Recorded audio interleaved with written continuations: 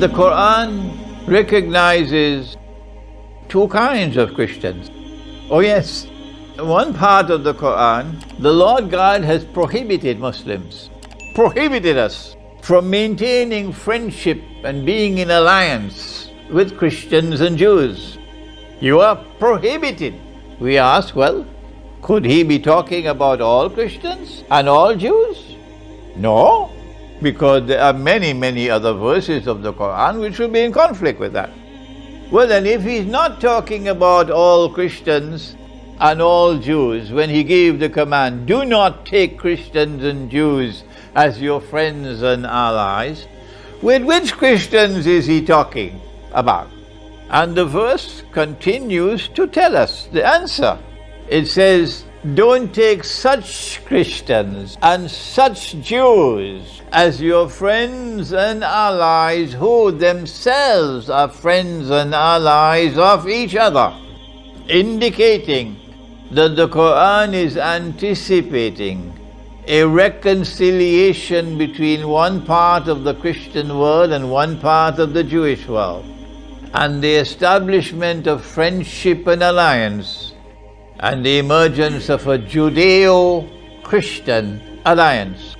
When that happens, do not be friends and allies of those Christians and those Jews. Has that alliance already emerged? Yes, it has. And it is known as the Judeo-Christian Zionist Alliance.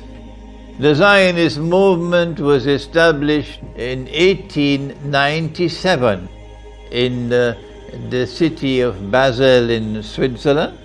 And since then, events have continued to unfold mysteriously in the historical process, stage by stage, step by step, until eventually a state of Israel is restored in the Holy Land, with the bogus claim to be Holy Israel, of David, the prophet, and of Solomon, the prophet.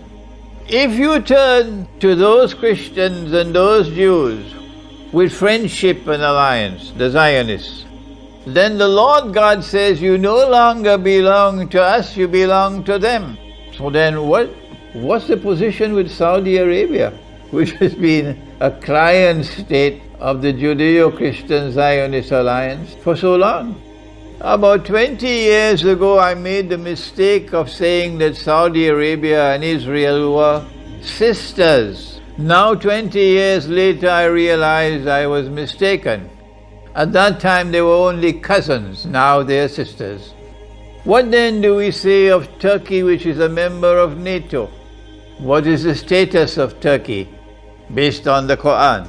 If you turn to them with friendship and alliance, which is membership in NATO, you no longer belong to us, you now belong to them. And the verse ends with these ominous words, surely the Lord God does not provide guidance to a wicked people.